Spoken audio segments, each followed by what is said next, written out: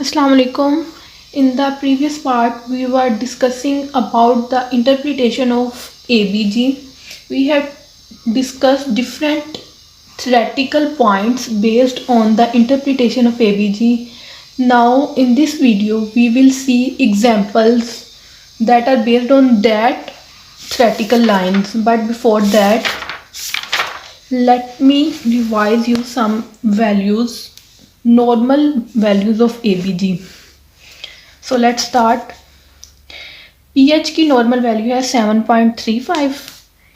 P partial pressure of oxygen की थी 75 to 100 millimetre of mercury. Partial pressure of CO2 value ranges from 35 to 45 millimeter of mercury, while bicarbonate values ranges from 22 to 26 milliequivalent, and oxygen saturation is 94 to 100%. अब कुछ cases को discuss करते हैं to clarify the theoretical points of interpretation of ABG. So, case number 1, इसमें consider कर लें एक patient की ब्लड एनालिसिस की है और ये देखा है कि उसकी जो पीएच वैल्यू है that is 7.51. Partial pressure of carbon dioxide इसका आया है 30, ठीक है, एंड बाइकार्बोनेट वैल्यू इज 25, ठीक है. अब हम लोगों ने डिफरेंट पॉइंट्स देखे थे कि CO2 की हमने देखा था कि इसकी रेगुलेशन कराते हैं लंग्स, और अगर इसकी वैल्यू उसकी नॉर्मल रेंज 35 से 45 जो नॉर्मल रेंज है उससे बाहर होगी तो इसका मतलब है कि इशू होगा रेस्पिरेटरी. तो यहाँ देखें किसकी वैल्यू जो है, और अगर बाइकार्बोनेट की वैल्यू नॉर्मल रेंज से बाहर होगी तो इसका मतलब है इशू होगा मेटाबॉलिक. इधर देखते हैं पीएच की वैल्यू तो जो है 7.51 रेंज से बाहर है, ज़्यादा है या कम है. देखें इसका हमने पॉइंट बनाए थे ये. If it is less than 7.35 it is acidosis, but if it is greater than 7.45 it is termed as alkalosis. So in this case ये है 7.51, 7.45 से ज़्यादा है, सो ये है एल्कालोसिस. लेकिन रेस्पिरेटरी एल्कालोसिस है कि मेटाबॉलिक. बाइकार्बोनेट की वैल्यू देखें ये नॉर्मल रेंज के अंदर है, सो मतलब मेटाबॉलिक इशू तो नहीं हुआ. अब PaCO2 की वैल्यू देखें, कार्बन डाइऑक्साइड की वैल्यू नॉर्मल रेंज से कम है, 35 से 45 थी ना नॉर्मल रेंज, तो नॉर्मल रेंज से कम है, सो इशू इज रेस्पिरेटरी एल्कालोसिस, ठीक है, इस तरह से. अब एक और केस देखते हैं, केस नंबर 2. इसमें देख लें, कंसीडर कर लेते हैं कि pH value is 7.29.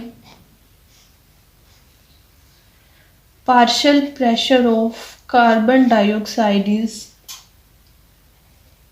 37 and bicarbonate is 20. अब देखें, बल्कि ऐसा करते हैं, partial pressure of carbon dioxide is 49 और इसे नॉर्मल रेंज से 23 कर लेते हैं. पहले ये केस देख लेते हैं, ठीक है. अब फिर देखें पार्शियल प्रेशर ऑफ CO2 जो है वो again it is outside the normal range, ठीक है, ये नॉर्मल रेंज में ही है, ये अपनी नॉर्मल रेंज से बाहर है, ठीक है. और पीएच देखें लेस देन 7.35 है, तो ये है फिर से रेस्पिरेटरी केस है और रेस्पिरेटरी एसिडोसिस, ठीक है, समझ आ गई. अब नेक्स्ट एक और केस देखते हैं, केस नंबर 3. इसमें कंसिडर कर लेते हैं pH is 7.29, partial pressure of carbon dioxide is 37 and bicarbonate value is 20।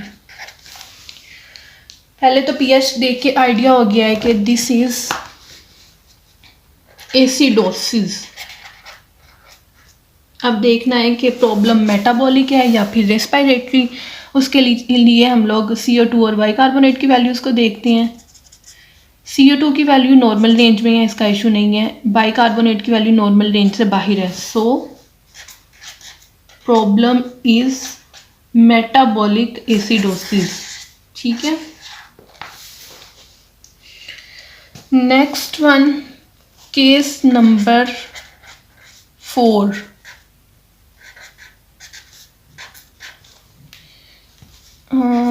Let's say pH is 7.49, PaCO2 is 37 or you can say 38, bicarbonate is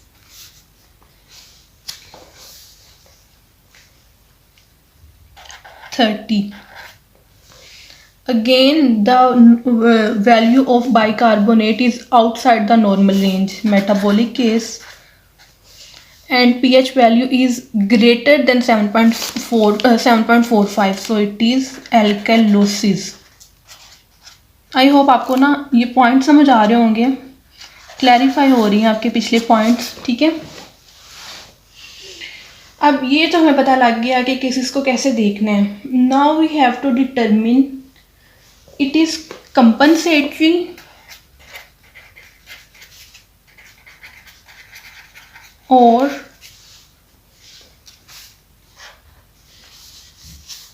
uncompensated, compensated or uncompensated. For this, keep it in mind that if issue is respiratory, क्या issue अगर respiratory है यानी CO2 PCO2 से linked है, ठीक है ना, तो उसे कंपनसेट किया जाएगा उसके ऑपोजिट यानी बाइकार्बोनेट से, इसकी कंपनसेशन के लिए। और अगर इशू मेटाबॉलिक है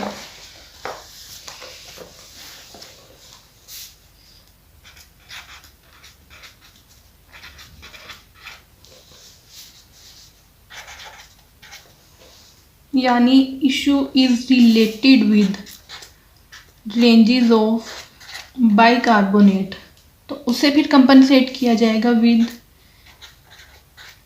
कार्बन डाइऑक्साइड। ठीक है, इसकी कंपनसेशन इससे होगी। ये दोनों पॉइंट्स आपने माइंड में रखने हैं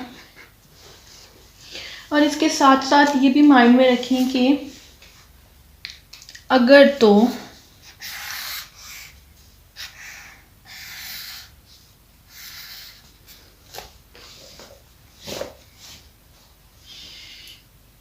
CO2 की value greater than normal range है तो मीडियम है एसिडिक, यानी एसिड को शो करेगा, और बाइकार्बोनेट बेस होता है, तो अगर इसकी वैल्यू ग्रेटर देन नॉर्मल है तो this will be considered as basic medium. ठीक है, इन दोनों पॉइंट्स को याद रखें। इससे कंपनसेटेड और अनकंपनसेटेड को डिस्कस करते हैं। कंपनसेटेड और अनकंपनसेटेड केसेस को देखते हैं नेक्स्ट वीडियो में। थैंक यू, अल्लाह हाफिज़।